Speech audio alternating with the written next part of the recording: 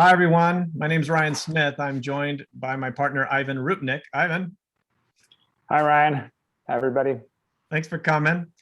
This is ModX Network Voices. We highlight folks who are experts in the area. And this particular series or series of talks is oriented on highlighting housing initiatives in Canada, our neighbor to the north. And they are doing some great things in the city of Toronto, Vancouver, and BC more broadly. Today we have Ryan Bigelow. Ryan, welcome. Thanks for having me. Appreciate it. Ryan is Chief Executive Officer of the Vancouver Affordable Housing Agency. It's a corporation owned by the City of Vancouver, and they do affordable housing development policy.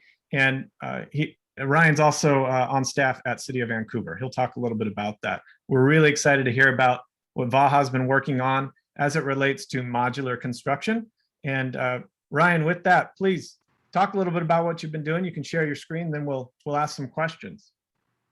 Yeah, sounds great. Thanks, Ryan. Ivan, let me just load up my screen for a second and we'll get this started.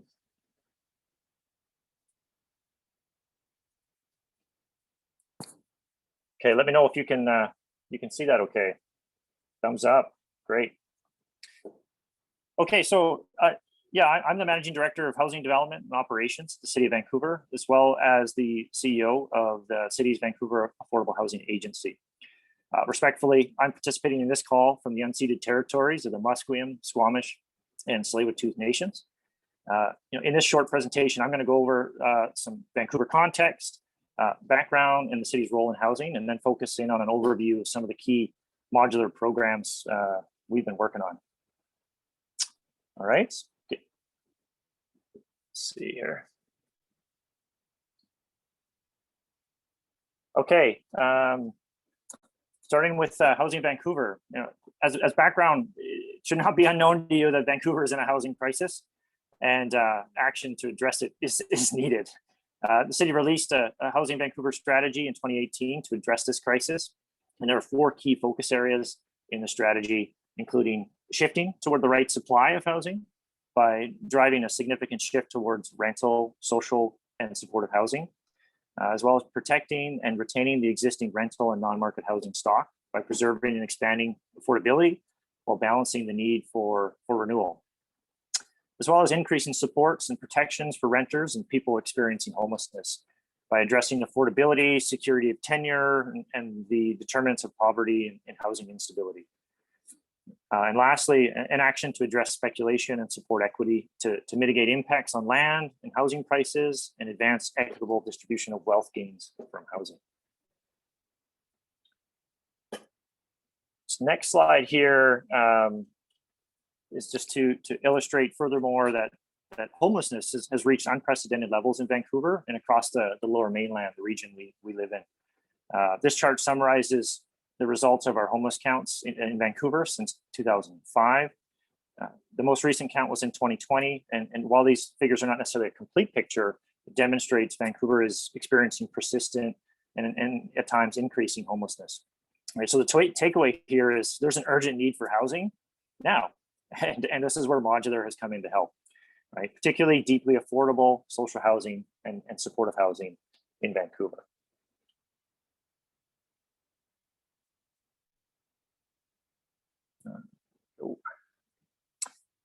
Role of the city, though, to address the housing crisis and homelessness in Vancouver, it's important to know the city's role in the broader system. We're just part of a multi-stakeholder, multi-player system.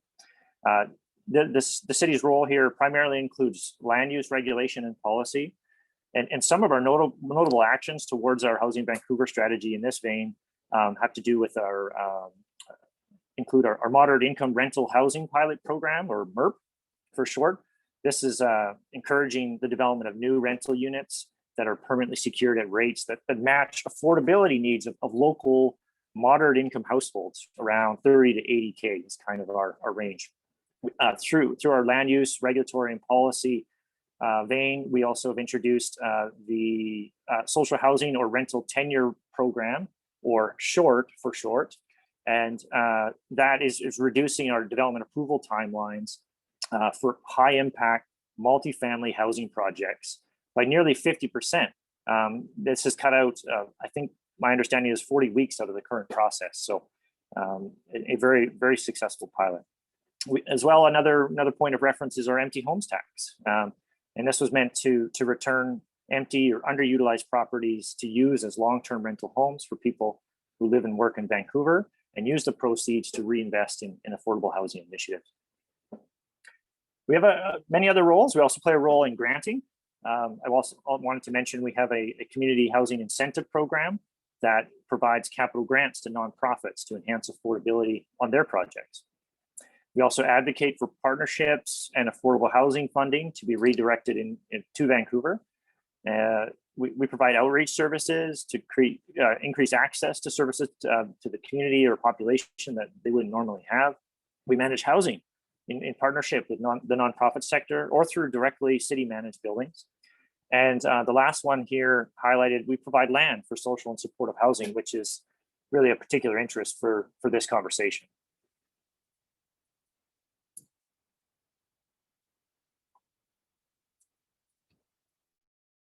Right. So the city and its partners have been focusing on delivering more of the right supply in Vancouver since the Housing Vancouver strategy was released. And there are three really notable programs leveraging modular to deliver deeply affordable social housing and supportive housing here in Vancouver. This includes an initial pilot project, temporary modular housing, and most recently our permanent modular housing program. So I'm going to go into each one of these a little bit and go from there. I think it's important to start with our pilot project at 220 Terminal.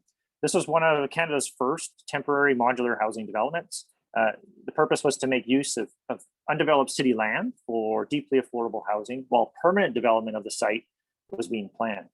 Over a 6-month period from contract award to completion, we developed this building with 40 single self-contained units with kitchens and bathrooms, all rented at shelter rates. Took about 3 months to build on site through the winter. And this building has been occupied since February 2017. It was funded by the City of Vancouver, CMHC, Van City, and a private donor. And it's being operated by the city staff. It really provided a proof of concept for what I'm going to talk about next is our temporary modular housing program with BC Housing.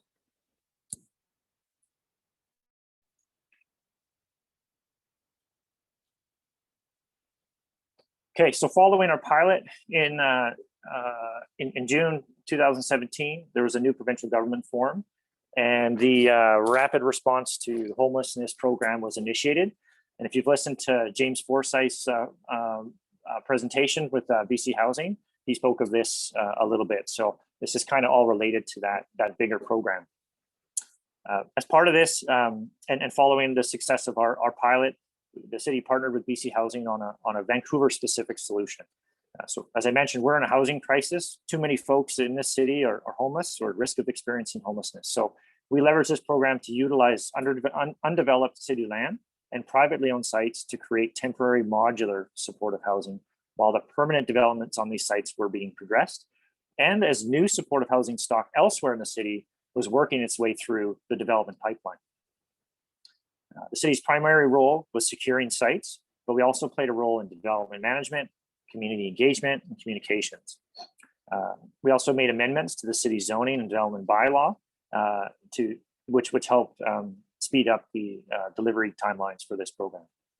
In total, the partners rolled out at this moment around 750 homes in 15 buildings on 12 sites across Vancouver from 2017 to today. Most of this was over actually a 2 to 3 year time span starting in 2017. But we did just recently complete a couple more buildings in 2020 and 2021, including one that actually reached occupancy this week. So really excited about it. These buildings will provide much needed supportive housing for 5 to 10 years, depending on the permanent development schedule of the site. Some of the key success factors, I thought, from my perspective here on this program, is that we leveraged the design from the initial pilot, which made it really fast to just get going. And we evolved that to develop a standardized TMH design guidelines. We made amendments, as I mentioned, to the zoning and development bylaw.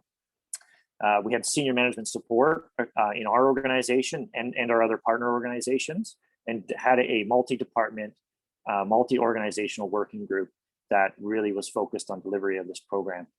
We had staff continuity using a core team and built up subject matter expertise within the city because this form of construction and this form of development was fairly new.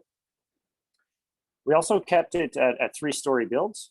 So it's not too big, not too small, which made it very efficient. And we had identified, as best we could, flat, clear sites.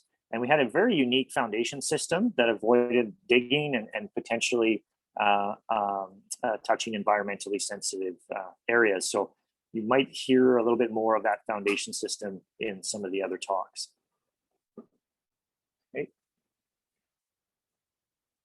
I do recommend checking out some of our videos online if you want to take a closer look. We have a time lapse of the construction on Ash Street of one of these buildings and a building tour, so the completed product at our Copley TMH. That's really worth a good few minutes. And lastly, as of late, our focus has been on developing long-term supportive housing in partnership with BC Housing. We're progressing a program now to deliver 350 new supportive homes in Vancouver. And this would be for adults, seniors, people with disabilities who are experiencing or at risk of homelessness, with a priority for people in the local community. While each site has its specific characteristics, we're trying to leverage our past experience with modular for this program. Things like replicability of design, having that multidisciplinary team, and leveraging that subject matter expertise that we've gotten through our pilot and the TMH programs. But this is still a early days program. We have much more to go, and really excited about bringing this to fruition. And yeah, so I'm sure there are many other innovative ways to use modular construction for housing. But our primary success in Vancouver has been in the delivery of deeply affordable social and supportive housing from our initial pilot in 2017 to the TMH program, and now permanent modular supportive housing. So hope you enjoyed the quick overview, and thanks a lot for your time.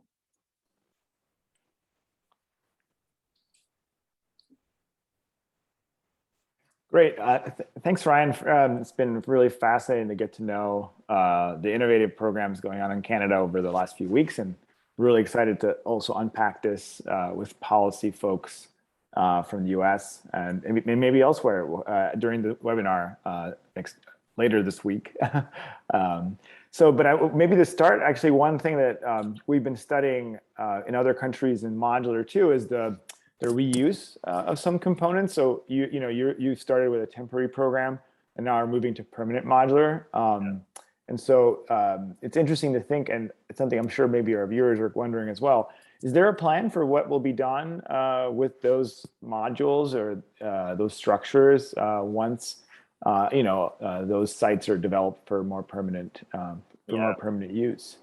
That's a really great question. We are in the throes of that right now, as we've opened probably one of our last sites right now that we have available land for, and so we're in the process of thinking through, how do we relocate this? Do we relocate it to another temporary relocation, or do we put it into a permanent setting that's meant to be there for the long term? Right. Some big factors that have impacted or going through our thinking is, well, how has code changed since we first built this? Right?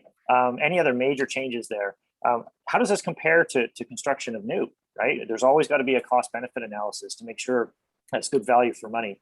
Many of these are taxpayer funded projects. So we're going through that evaluation now, and then finding the right site. Like I mentioned, we've had over 10 sites deployed using temporary modular housing. This is Vancouver. We're not sitting on a lot of land that could be used. So we have to find the right site that fits all the right parameters for this program. So we're in the middle of that right now. There are a lot of questions we're asking and evaluating, and are forming up a plan. So as these initial terms start to expire, we're not behind the 8 ball, and we're ahead of it and starting to plan. Also, this also ties to that broader provincial program that James may have mentioned. We're just a city of Vancouver. Some of this housing is also could be used in other jurisdictions within the province. So we're trying to think of it that way too. Ryan, do you think that the temporary program was necessary to lead to a permanent modular program? Or do you think you could have jumped straight to the permanent program, just thinking about the stakeholders, policy, et cetera? Well, I don't think development of permanent supportive housing has slowed down, and by any means. Like, there was a lot of other projects, not just the permanent supportive program I mentioned. There's many other projects that are not necessarily involving city sites that have continued to progress and did not necessarily slow down, if I were to put it that way. And so as I mentioned, we have a homelessness crisis right now, or issue right now, that we're trying to solve. And so this got people into homes, in stable homes earlier than, say, if that pipeline of permanent development were to finish. So I think it was a good solution to get people housed now. Yeah, absolutely. And one other question, and that is, we talk a lot about these modular or prefabricated innovations, and that's one way that innovation happens in housing and affordable housing, certainly something we focus on here at ModX. But a lot of the things you talked about were policy related. And in some ways, that's kind of low-hanging fruit and stuff you need to really overcome in order to implement any sort of construction innovation like modular.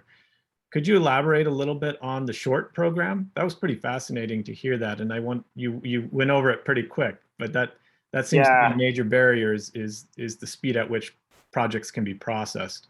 So. Yeah, I'm probably not the best person to get into the detail of that program. It's sort of a different department. Our permitting and licensing department initiated that program. But yeah, most of our social housing projects kind of fall into that, and we've had great success, sped up the overall time frame for housing development. And we love to, like, this isn't the end. Like, there's obviously more and more continuous improvement in that process that is needed. But it was a good start to tackle that low hanging fruit in that process, and then continue to refine and go from there. But yeah, I can share some details and some links on that program, and who to contact to get more information. Absolutely. Great. Thank you. Maybe just as a final bridge also to the webinar, we've been really fascinated with not just the success in the individual cities and provinces in Canada, but the kind of knowledge sharing that we're also hoping to facilitate across the border, hopefully, in the US, different contexts.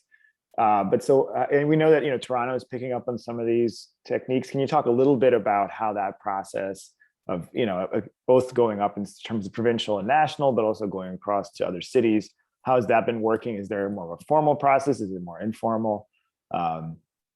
We're always happy to share. I'd say it's fairly informal, a bit organic, and it'll depend on the motivation and the drive of various municipalities or the provinces. In Canada, each province is a little bit different in terms of we're very fortunate to have BC Housing as a big partner in delivery of housing in the province and in Vancouver. That's not the same in every single province. And so yeah, we're happy to get together, talk about our learnings, and share information about all of our programs. I wouldn't say we've been actively out there projecting it. We have a lot of this information online, as I mentioned, the videos and other things that folks, as they're doing their research, can access and learn more about. That's great. Thank you, Ryan. I want to thank you, and I appreciate you coming and sharing your knowledge and what has been going on in Vancouver. Also, as Ryan mentioned, we'll have some links in the YouTube underneath that people can go to look at the videos and find more information about these initiatives. So with that, we will see you on the 17th for the webinar. Appreciate it. Yeah, really looking forward to it. Thanks for your time. See y'all. Bye.